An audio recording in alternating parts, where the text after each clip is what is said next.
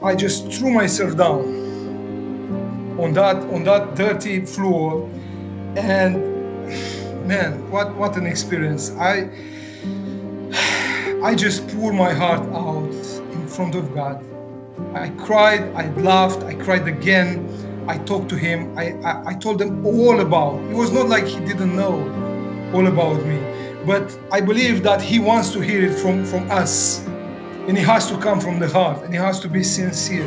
Hey there, folks. Welcome to the program. I have a very special guest on, and I just want to say he is in Romania.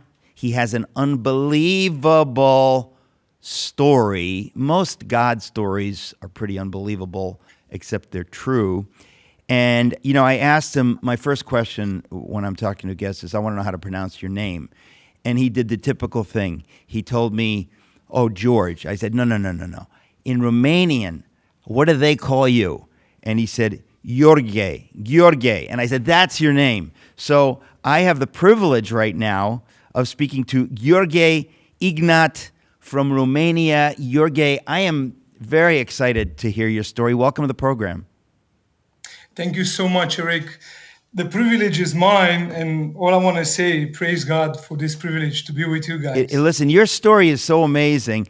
I routinely have folks with amazing stories on this program because I think we need hope. We need to see that God is alive, God is changing lives dramatically, and that's your story. And just to tell people, you know, you were an you were a Greco-Roman wrestling champion. You got into MMA, mixed martial arts, heavyweight champion. Unbelievable stuff. You were arrested. Your story is, it ends up being a beautiful story. But I want to go through this story because God found you. And I whenever I hear a story like this, I'm blessed. So I said, I want my audience to hear your story. So let's start from the beginning.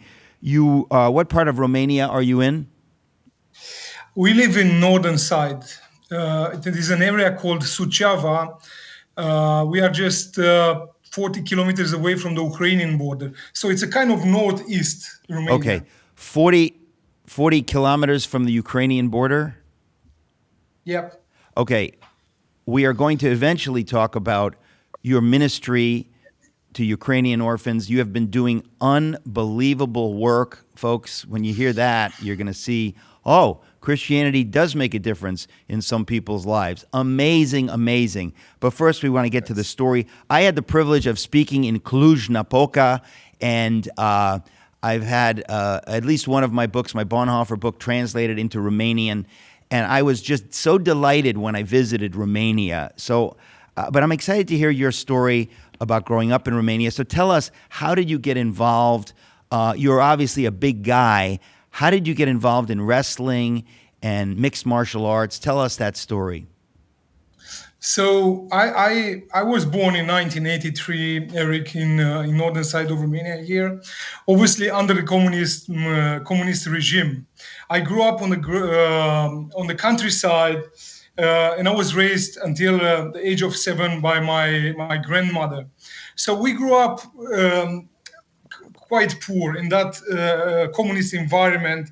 You could not literally have anything or own anything. And I remember growing with my grandmother. She didn't have many animals, but she had a cow that she would milk, and she had few chickens that will give us the eggs that we needed, every day. And I remember that. And this is one episode I want to go through. I was like 5 years old when these people were coming once a week to collect the eggs for the Communist Party. So the Communist Party was sending people to collect the eggs, the baby lambs, baby cows, or whatever that the animals we had around. We have to share with the Communist Party. And I remember this lady coming in with a gentleman asking for the eggs for that week. And my grandmother was so sad, saying, that the chickens did not egg enough to be able to share with them. We barely have for us. And I was a small kid, and I remember my grandma has a basket with a couple of eggs under the bed, and I thought in my mind that she forget about those eggs, right? And I'm jumping on my feet, and I'm just bending under the bed, and I'm pulling out those eggs. And I'm like, here it is, Grandma. You forget about this.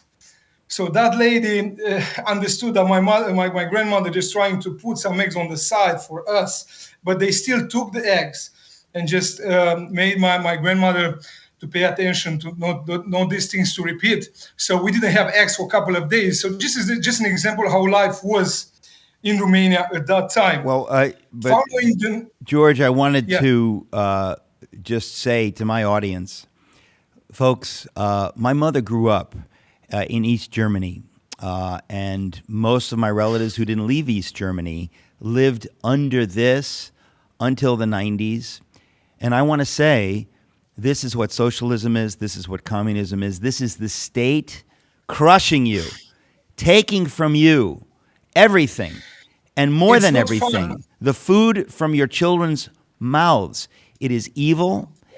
And we in America have been so spoiled that we are foolishly opened the door to these kinds of things. And when I hear stories like this, I want to get tears in my eyes because I can't even, when you think of your story is multiplied by millions of stories in the former Soviet Union under Ceausescu, horrible, horrible, horrible things. So you experienced this. So Gheorge, continue your story, but thank you.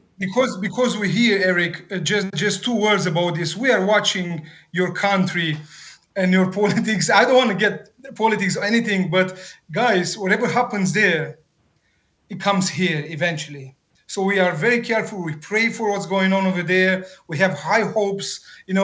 God will move things and will change things, and eventually, because we know that whatever this you guys deciding there is affecting us. Also, it's coming. I talk, Gheorge, I talk about this all the time. The reason I want America to be strong is for the sake of the other nations around the world, not for America, for the other nations around the world, to give them hope. And people need to understand that that's a biblical worldview, folks. But we're continuing with Gheorge to get his story. So, Gheorge, so you grew up in that environment. Please continue. Yes. So at 7 years of age, I moved to Suceava. It's a city with not more than 150,000 people right now. Back then it was less. I started going to school. I was a big kid since I was small. So since I was small, I was a big kid. You're still a big kid. I'm still a big kid. Very good. My wife will say the same. You're a huge kid. You're big. You're obviously very big, muscular, and that's part of your story. Yeah, Continue. I'm trying to keep muscular, but with the amount of work I have, I've not been visiting the gym recently. But anyway, so I got here in the town where life was much tougher than in the countryside. And I had to face a lot of bullying, Eric. A lot of bullying. I was a big kid, but small as age and big as a body, afraid of the new environment that I came in. So I got to be bullied a lot. And in response to being bullied, I was looking to go and practice a sport that will help me to defend in front of the kids that will they continuously bullying me. So. This is how I got at 12 years of age in the Greco-Roman wrestling gym in the city of Suceava. I went there, I remember like it was yesterday, even if it was more than 25 years ago. I remember walking in this gym and seeing all this, like more than 40 guys, half naked, all sweat. They were training and pushing and grappling. I remember looking at those pictures on the wall, seeing all these champions with medals around their necks and everything. And I remember the coach coming to me, asking me what I want to do. I said, I want to practice wrestling. He looked at me and said, how old are you? And I said, 12. And he looked at me again and said, how old are you? I said, 12. He said, okay, I need to put you on a scale to see how much you weigh. And how tall are you? And so we went to the locker room, and at that point I was 100 kilos at the years of age. 220 pounds, ladies and gentlemen, for those of you. More than 220 pounds, yeah. 100 and I was kilos. And 175, 1 meter 7. I don't know how much is that in. Wait a minute, wait. You were how many kilos? 100 kilos and 175, 1 meter 75 centimeters. Okay. 100 kilos is 220 pounds at age 12. And At age 12, yeah. 1.75 meters, we can do the math later, because we have our computers are in the other room. But the point is, to be a 12-year-old who weighs 220 pounds, you are big. How tall are you now? How tall are you now, That's what Gheorge? made my now I'm 150. Last night when I 150 kilos. That's Wait a minute. 320, 310. I don't know. You're 310 pounds, but how tall are you now? Right now. How tall are you? Yeah, I'm 191. Okay, so 6'3". What? 6'3". All right, I think Yeah. we've established you're a very big boy. Over 300 pounds, 6'3", extremely strong, MMA champion, was an MMA champion, and that's just the beginning of the story. We're coming back with Gheorge Ignat from Romania. Stick around. Folks, welcome back. I'm talking to Gheorge Ignat, or as it's pronounced in Romania, Gheorghe Ignat from Romania. And we're talking, Gheorge, to you about, thanks for letting me call you Gheorge, about your experience. So at age 12, you are 200 pounds, gigantic, and you very quickly become a champion in the entire nation of Romania at age 14. Yeah. So the coach, saw how much I weighed and my height, and he just pulled my hand and grabbed my hand and said, "Kid, stay with me. I will make you a champion." And it was great for me to hear that, because I saw the pictures of all these big guys with medals around their necks, and I said, "Yes, I want to be the champion." I never knew what's going to happen after, how much work, dedication, effort, sweat I have to put in. But all I wanted was to be able to defend against the people, the children that were bullying me. But now there was a different perspective, not only to defend, but to become a champion. And 2 years later, 1 year and 8 months later, I was becoming the national champion at my age and kilos category in Romania. I defended this title for 8 years in a row. I have a total 10 titles of. You were the national champion for 10 times, 8 years in a row, from the age of 14, obviously, to 22. So you became a champion pretty quickly and remained a champion. What happened later on? For many years. What happened was I was part of the national team at the 14 years of age. I was selected to be part of the national team. At the 16, I was selected to be part of the Olympic team, which was a great thing at the time, because I was the youngest wrestler to be selected in the Olympic team. Olympic team means wrestlers 21 and above. This was for the 2000 Olympics.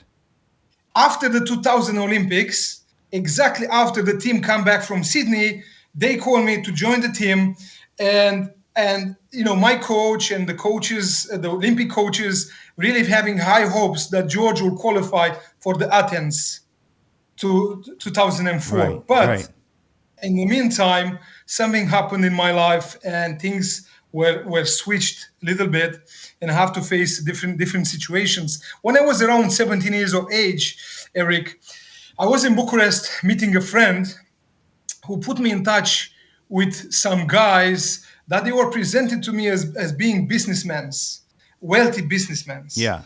I it's difficult for me to express, coming from a poor background, what it meant to me to meet these guys who have, like, they were very open. They were, they just embraced me as friends. And, they were like people driving really, really luxurious cars, living in nice houses. They went shopping for me. They put clothes. At that age, I was only dreaming to have a brand new Adidas tracksuit.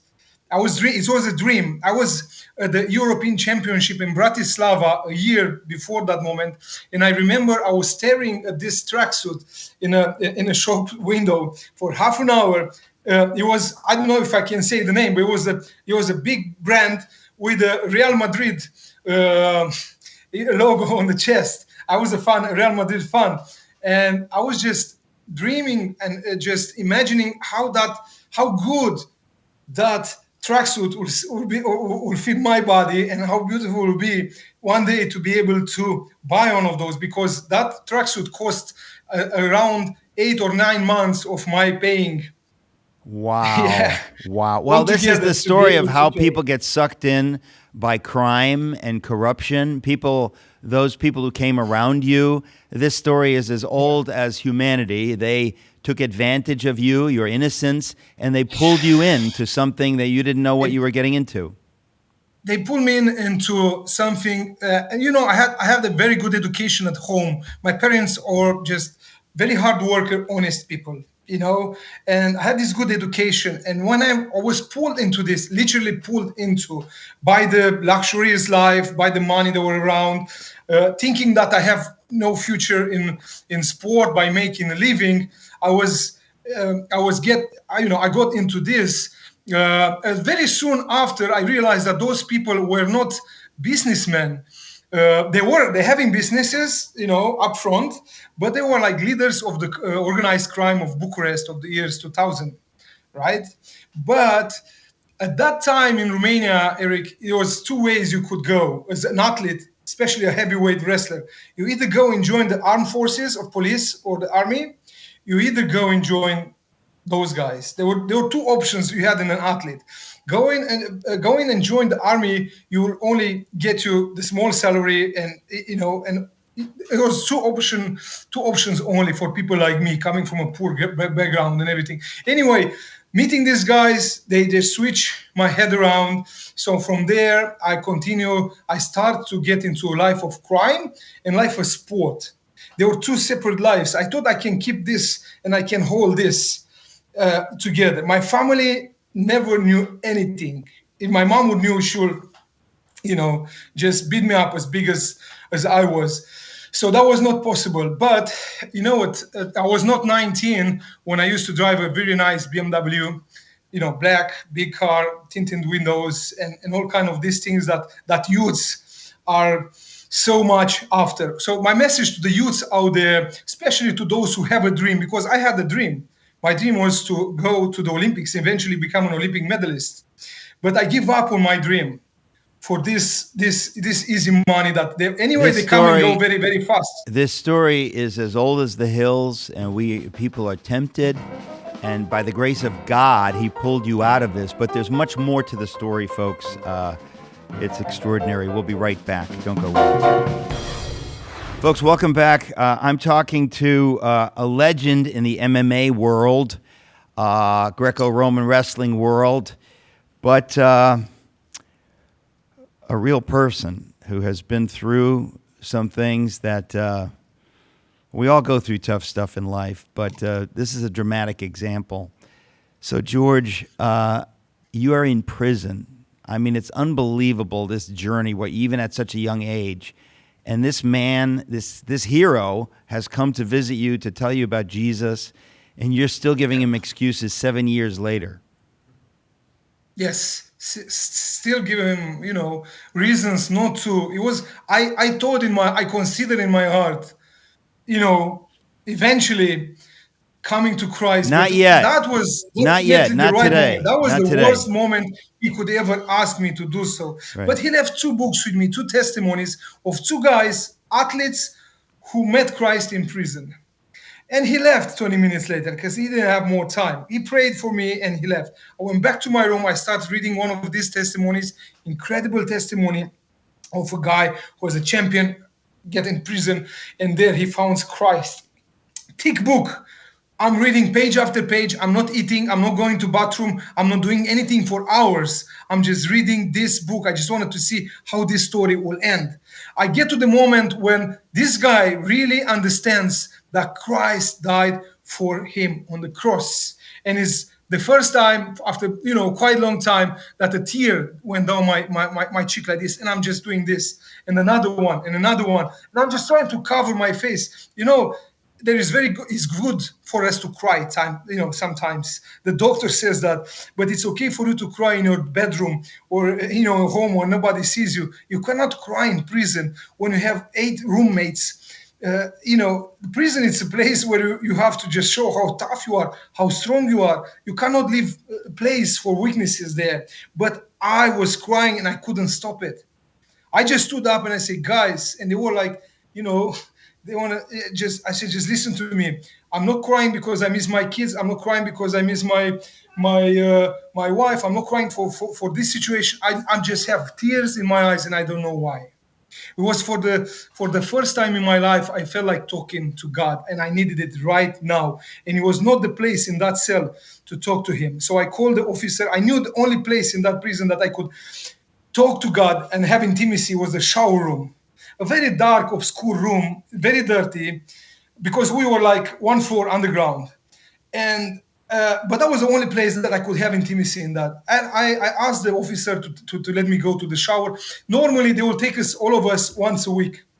But if you are nice with the officer, he will open that door for you at any time. So I went in that shower, Eric, and I remember I put on all 3 showers. And as big as I am, tall as I am, I did not knee.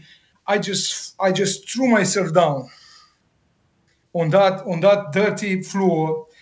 And man, what an experience. I just poured my heart out in front of God. I cried, I laughed, I cried again. I talked to him. I told him all about. It was not like he didn't know all about me, but I believe that he wants to hear it from us. And it has to come from the heart and it has to be sincere. I spent there maybe more than 1 hour on that floor. And I believe in my heart, Eric, and I'm able, and I wanted to say this, for the rest of my life to as many people as I can. The personal meeting with Jesus Christ, my personal moment when I met Christ was in that dirty floor of that shower, underground, inside of a prison. And the reason I'm saying this is because people need to know there is no darker place in this world. There is no hole. There's no a place full of misery in this world that God will not send his son after us, after anyone who sincere is asking him and is inviting him in his life. There is no place. If people think that they're too bad or they are in too much trouble, too much misery, too much sin, and God forget about it, it's just a lie. If our heart is sincere, and we are demanding this, because I remember praying on that floor and saying and repeatedly, I was so desperate. I said, if you are going to give me a new direction, it's worth standing up from here. If you're not doing that, just take my life. I was so desperate for a new life, Eric. I was tired, man. I was tired to be the champ. I didn't want to be a champion anymore. I didn't want to have money anymore. I didn't want to have a respect.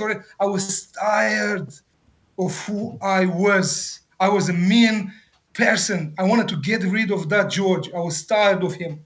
And I asked God, as I said, I had these 2 options. You either change my life, either take my life, please, you can do that. Now, and I think he listened the first part of a prayer because I'm still alive by God's grace. I stood up from that place and I believe that was the moment that I met Christ. I went home and I had a surprise at home because me and Adriano, we were in the process of divorce. But when I went home after a few months, being released on bail, I had to go to court I had a court case for many years, but I was released on bail. When I got home, my wife had this surprise for me saying that she decided to become a Christian. I didn't know anything because we were not talking. We were like this. And we were not talking. I was just calling him a couple of days. I have to interrupt just to say God is so amazing. I mean, I've heard stories like this many times. It's one thing, the miracle of you accepting him in prison, then to find out completely independently of you, your wife has accepted Christ. Completely. So now I know that the 2 of you are baptized. This is amazing. Please continue, Gheorge. Yeah. So I was shocked to hear that from her. And I told her, about my experiences in prison, but we are still like this. So she told me in 2 months she'll get baptized. It was a massive fight here, if to get baptized with her in the same day or not. Eric, 2 months, I was just rolling in my bed like this. Didn't know what to do, what to accept. There was one side, there was one thought coming and saying, Gheorge, it's not the right time. Give it a little bit more time. Just let her doing this, and you're gonna get baptized later in a year. Let's see what happens to her. Let's just focus on business and what we have to do right now. Of course, I believe it was the enemy Well, telling that. but you started a Bible study in the prison because you had more time on your That was a sentence. little bit later when I had, because we got baptized eventually together by God's grace. We hold hands entering the water, Eric. What happened was we get back from the water and never left hands. Like God put our family together right there in the water when we said we accept Jesus as our Lord and Savior. Ever since, we did not split hands ever again. So the moment that our divorce process was destroyed was the moment that me and Adriana, we stepped together holding hands in that water, There's and so much saying, more to the story. I want to make sure we have time for it, Gheorge. So let's go ahead to. So you started a Bible study in the prison. months, like 2 years after I got baptized, I started working with God. Lots of changes in our lives. Friends left us. Financial situation went down, but we started to learn how to live by faith. It was great and extraordinary moments. 2.5 years later, from this moment, my trial was coming to an end, and I got a sentence of 4 years in prison in Romania. I am getting on my knees. I prayed over Adriana and the kids, and then I went to prison. On the way to prison, Eric, I'm praying and saying, Lord, I'm not going, I'm a born again Christian, 2.5 years with you. I'm not going there just to spend 4 years like this, waiting, watching TV to get out. I want you to use me. And I remember I prayed, Lord, if there is one soul, one person in there you wanna bring to you, please use me. I started a Bible study as soon as I arrived in that prison. I have to be honest and tell you that my size body, my past mistakes, and my sports career helped me to organize this and not getting beaten up, and being respected enough so people will let me do my thing. So I'm God talking can about the even tough guys in use a prison. big, strong guy like you. It's kind of funny. Whoever you are, God can use that for His purposes. So that's kind of interesting that who you were, your size, and all this stuff helped you to get away with starting a Bible study in prison. Yes, that was not something very popular there. Yeah. People were just doing this, but they were like, I remember at one point, one guy come to me and said, there were 7 guys making a plan to jump on you, all of them, all together, so to hit you with sticks and little knives that they have, so they can take you away from here, so we can get back our space. The space that I was doing the Bible study in was the space that they were playing cards, poker, right? So now was become like literally like a church. We're gathering there every single day, 7 days a week, from 4 to 5:30 in the evening, between 25 and 35 people every single This day is for Gheorge. two and a This half is a years. spiritual battle, and most people who say they're Christians, they're not living on the edge like you were there. This is very inspiring that you go back into prison. You don't need to do this. You don't need trouble, but God used you. When we come back, we're going to hear the rest of the story and your ministry in the Ukraine right now. We'll be right back, folks. Don't go away. Folks, I'm talking to Gheorge Ignat. Gheorge, this is one of those stories, and I'm glad you're writing a book about it. You've already written a book. Your last name is Ignats. I want people to look you up, and TBN is the publisher, and you're working on a new book where you tell this whole story, which is amazing. So, okay, you have started this Bible study in the prison. You're being threatened. We have to leap ahead. We don't have too much more time. What happens Yeah. next? What happens next? One of these guys coming to me a couple of days later after their plan didn't work, and he's telling me the truth why the plan didn't work. It was because the night before they were trying to attack me, the main the channel in Romania played one of my fights during a night show, sport night show, sports combat night show. So they played one of my fights that I'm taking off this guy and, like take him down, ground and pound him in 30 seconds, finish the fight.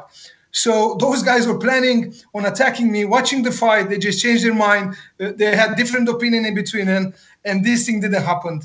So I put This is I very also funny, Gheorge. This is hilarious, and miraculous. It's amazing. It is. So It you is. And I know escape. God. I know God used it that It's just amazing. to It's keep, amazing. Okay, keep going. to Go, go, protect me. go. Go ahead. While running this Bible study, it was 2.5 years that I run this Bible study. 24 people, Eric, come to get baptized and accepted Jesus and get baptized in prison. 24 of the guys that they come to this Bible study. They found Christ, they accepted Christ. Me, together with one church from outside, with the pastor, organizing with the governor of the prison, we had 3 baptizing sessions that I have to organize. So in my life, I was an athlete. I was, pretty much, the things that but I was a pastor too, without wanted that. I had to run this little church inside prison, this, 20, 25, 30 people church for 2.5 years. 24 of these people come to know Christ and come to get baptized. They choose to get baptized in Jesus' name inside prison. We have 3 sessions of baptizing. It was just great. Things that never happened before, never happened after. The day of my release came, and it was heartbreaking to leave those guys there somehow. I was so happy to go home to see Adriana and the kids, but so difficult to leave my brothers in Christ behind. So we prayed together, and I left. At the door of the prison, while I had to go out, we were 6 inmates, prisoners that have to leave the prison that day to get released. 5 of them got released. I was met by 3 police officers, organized crime police officers at the main gate of the prison the day that I supposed to go home, with some documents in their hands saying, "Gheorge, we have to give you a very bad news." I'm like, "What is all about?" "We want you to come down." I said, "Man, I'm calm. Tell me what's going on." And they were like, "We have to rearrest you." I'm like, what's all about? And they were the British authorities find out you are incarcerated here, and they asked you. So they issued an European Interpol warrant arrest. So the things that I run from 11 years, 10 years before that moment, they just come after me while I was getting released from the Romanian prison. I was taken to UK in 2017 in the summer, Eric. By the time that I got there, I asked God what to do. He told me specifically that I have to tell the truth. It was not like I was not telling the truth, or it was something special, because as Christians, we know we have to tell the truth. But I'm having God telling me again, "Gheorge, you have to tell the truth in order to see my hand working in a very strong way.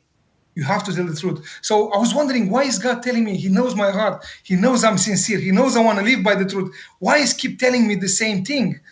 And God knows sometimes we can be tempted so hardly. And the reason God told you is because the same thing happened to my friend and my hero, Chuck Colson, because his lawyer told him, "Do not tell the truth. I'm smart.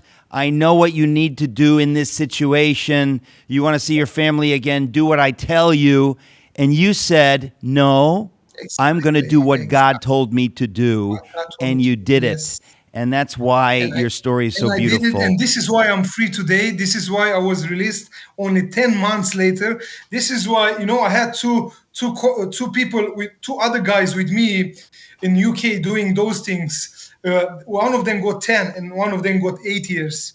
I only spent there 10 months and 3 weeks, Eric. And that was because God gave me, because, my wife said, "You've been so brave. You kept the truth, because all the odds were against you saying the truth. But still, you kept what God said to you, what He told you to do. You are so brave." No, I'm not brave. In this way, I'm not brave at all, because God told me what to do, and He gave me the strength to do it. I was not able to do it, Eric, without Him. But this is a lesson, Gheorge. This is a lesson that we all have to hear. This is one of the reasons I wanted to have you on the program. And I write it in my book, 7. I have a book, 7 Men, where I write about stories like this. When you do the right thing, God can work in a way that you will never see unless you do the right thing radically. And when Chuck Colson did it radically, his lawyer was furious at him. And he said, "I'm going to do what God told me to do. I'm going to speak the truth." And because of that, Yes, Lord. Hallelujah. miraculous things followed. And you need to have that kind of faith, and people need to understand God is real, folks. God is real. Don't hedge your bets. You go Amen. all in when God tells you something. When we come back, we want to hear what Gheorge is doing right now in Ukraine. So much. We'll be right back. Folks, welcome back. Final segment with Gheorge Ignat, who has a book out with TBN, who's writing a new book that tells all the details of this story, because we're just giving you the highlights here. So, Gheorge, we just have a few minutes left. So what happened next? What are you doing in the Ukraine? Tell us about that. So, by telling the truth, I finally got home just with 10 months of prison instead of many, many years, right? So I got home in 2018, and I came home with a vision that God gave me while I was in prison to start a ministry for the people who are coming out of prison. In Romania, 70 to 75% of those who get released, they go back to prison in the first 6 months. Nothing has done for these people by the government authorities since the communists fall down. So I thought of a place where these people will get 3 meals a day, will get accommodation, will get job skills, and most importantly, they will get to know Christ. They will meet Christ. I believe that all the education in the world is very good and it can have effects. But the only one who can really change a heart so profound that that person is never going to go back to the life before is Jesus Christ, to the gospel. And people better listen and better understand this truth. You cannot change someone through education unless you add Christ and the gospel. Yeah, ladies and gentlemen, So we don't have time to give you details, but trust us, this is a fact. What Gheorge just said is a fact. You can learn it the hard way, you could never learn it, or you can learn it the easy way by taking our word for it, because this is an absolute fact, and it's been proved over and over again. The recidivism rate drops so precipitously when people come into faith in Jesus. It's shocking. They do not go back. The odds of their going back drop like a stone. So you started a ministry to minister to people coming out of prison. Yes, I founded this ministry called Fight for Freedom. And I was called Why Fight for Freedom? Because all our life is a fight for freedom. Freedom from sin, freedom from addictions, freedom from, many, many things. I started this. I was looking into a place to build a center, like a halfway house, first of its kind in Romania. I found this big spot, big place, an ex-communist student house with 44 rooms with bathrooms. Very impressive, massive building that God gave it to us. I started refurbishing this building, and we started the program in 2021 with 5 students, 5 guys coming out of prison. In the same time, Fight for Freedom opened up the first shelter for homeless people in Suceava that we still run. We opened up 2 years ago, and it's still very active. We feed 30 to 40 people every single day. And during the winter, like now it's snowing and it's very cold, homeless people are sleeping there, they take in shower. So this is part of Fight for Freedom ministry. When the war started in Ukraine, Eric, we were one of the first ones to respond at the Siret border. It's the biggest border Romania has with Ukraine. Through this border, between 750 and 1 million people cross this border towards, freedom, Ukrainian people. So it was just God's plan and God's hand for Fight for Freedom to move so fast. 5 people involved in the ministry before the war, 250 volunteers registered with Fight for Freedom in the 3rd week of the war. 250 people working in shifts of 8 hours, 24 hours in helping Ukrainian refugees, Eric. You tell me how someone with there's nothing special. I've done university because I have to. I was pushed. My mom and my parents and my sport, my coach, I did sport at university. I'm not a very smart guy. I'm not a very experienced. I don't have the money. But through our hands, we helped more than 100,000 refugees who came in Romania. We have feed inside Ukraine. We were making an estimate with the distribution team because we are feeding at this moment between 8 and 10,000 Ukrainian refugees inside Ukraine. They call it internally displaced people. Every week, between 8 and 10,000 people every week are fed by the Fight for Freedom inside Ukraine right Gheorge, now. what is the website? It's fightforfreedom.ro. And R-O, you, as in Romania. RO. Yes, Fightforfreedom.ro, the RO. first two letters of Romania. Fightforfreedom.ro. I want people to be Fight able for to Freedom reach you. together, as you hear it, .ro. You also can find us on your Instagram, Facebook, and all this. We were estimating right now more than 500,000, more than 500,000 people have eaten food because of the work that Fight for Freedom put in. Of course, we had partners, and I want to get to this. Most of the help is coming from United States. The sad thing about it is that the enthusiasm of people to help Ukraine went down very, very bad. And this is why, Eric, this is happening because people make this situation very political. So I have a message for the Christians out there in the United States. We are called to make first politics that we have to make is the heaven politics, not the early politics. We are called to look into the early politics, to get involved, to try to change things. This is brilliant, and this is what my heart is for. But when it comes with a situation like Ukraine, we cannot have politics involved in helping people. Somebody said the government in Ukraine is bad, and this is why we not help. We are right now we are sheltering right now 150 orphans from Ukraine in our shelters in Romania. We're feeding these children every single day, 3 times a day. I have a very good friend, Ruslan. He's 4 years old. It's a small guy. He's my friend. When he sees me, he runs towards me. He hugs me. What if tonight I'm going to Ruslan, to his room, and say, Ruslan, look, I believe the politicians in our country are bad, so you're not eating tonight. I mean, this is people How have can to understand the politicians in this country could be bad. And the reason we had the war in Ukraine could be because we have a weak U.S. president. These things could be true. It doesn't change the fact people are suffering. Those of us who go by the name of Christian are supposed to minister to those. The tragedy is an opportunity to show the love of Jesus. Gheorge, we are out of time. It is such a joy to hear your story. I want to tell people, folks, please go to fightforfreedom.ro. You need to know who Gheorge is. Gheorge Ignat. It's just wonderful to hear another story of God working in a life in a way that most of us think is made up. It could never happen. It happened to you. I have my version. Many people have their versions. Gheorge Ignat, my new friend, God bless you. Thank you. And people go Thank to you so much.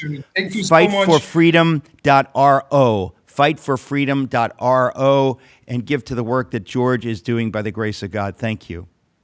Thank you so much. God bless you, Eric. Thank you so much for the opportunity, guys, and for everything. This is God right here. I'm telling you, and I'm not lying. And I'm not. This is God right here doing this for Fight for Freedom and for the people of Ukraine. I know more people who got involved because of your help tonight. Thank you so much. Thank Eric. you. Thank you. God bless you, and we'll keep in touch. Who knows? Yes. Maybe we got to know each other one day. I would love that.